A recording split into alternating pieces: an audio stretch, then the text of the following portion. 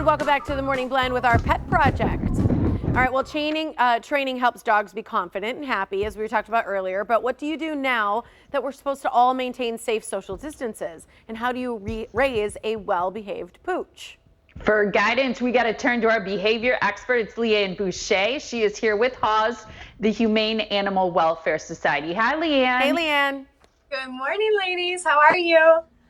Doing good. It's so great to see you. And I think it's well established that training, having well-behaved pets makes them happier and more confident, makes us a lot happier too. Correct. Absolutely. And that doesn't change even when we're in a pandemic, does it? That's right. So tell us about the different ways that you're maintaining social distancing in class, because I know safety and cleanliness, that's important to everybody right now.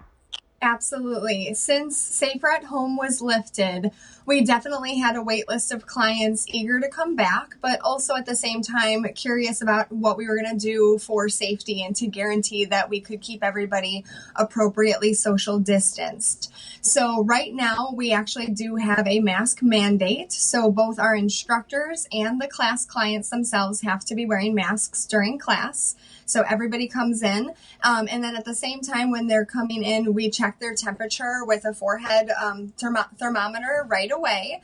And anybody with a temperature over 100 degrees would be sent home, but luckily that hasn't happened yet to date. And we're also suggesting that only one client, so one person per the family, comes with their dog. That way we can limit the number of people in the physical classroom as well.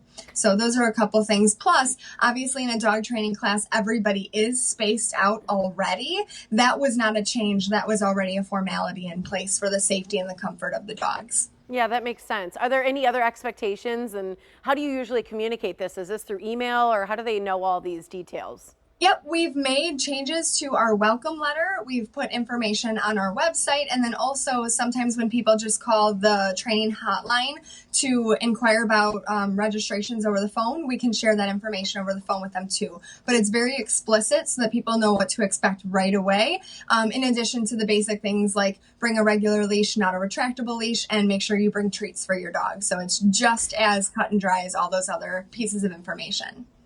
So earlier, Tiff and I were showing those masks that are available at the zoo, and Tiff has a whole bunch of them. I have the sea lion one, and when I put it on, my dog kind of freaked out. And I'm just wondering if you're noticing that with dogs in classes or as you're doing behavior training, do they behave differently when we're wearing a mask? The answer is definitely that was my anticipation. I was anticipating that we were going to have to counter condition and toss treats for dogs when they first met us. But luckily, in my experience, the dogs are quite accustomed to them by now. We're about, 2 months after Safer at Home lifted. So the dogs in class have been tolerating it quite well. But in case they aren't, like I said, we'll toss treats from a distance. We don't have to necessarily invade that dog's space. And we encourage the owner to be wearing their mask at home and doing training with the mask so that context can shift over to the dog not just seeing masks when people are out in public.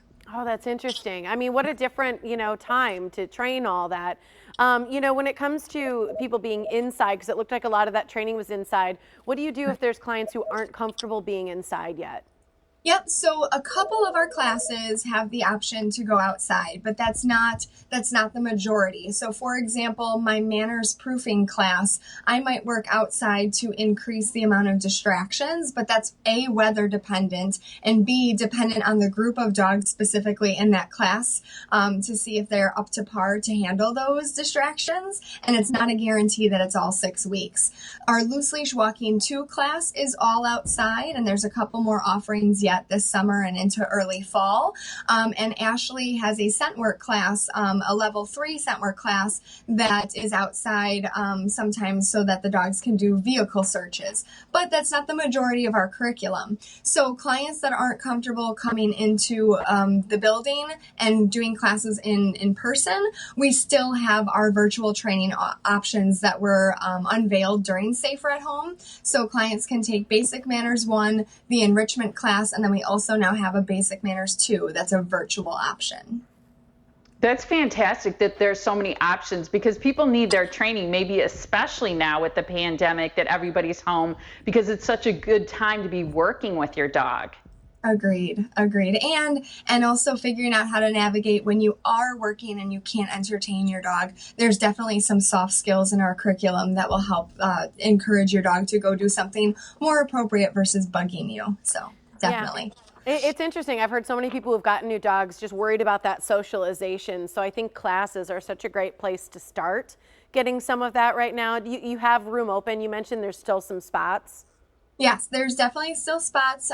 We encourage people to call us or check out the website to see where the openings are for our registrations. And for anyone whose dog is a little sensitive or reactive, just because they haven't seen a lot of people since Safer at Home began, and now it's been lifted. We still are offering consultations as well, and those can be either in person or virtual. So that piece never goes away as well. That's great. Thanks so much for joining us, Leann.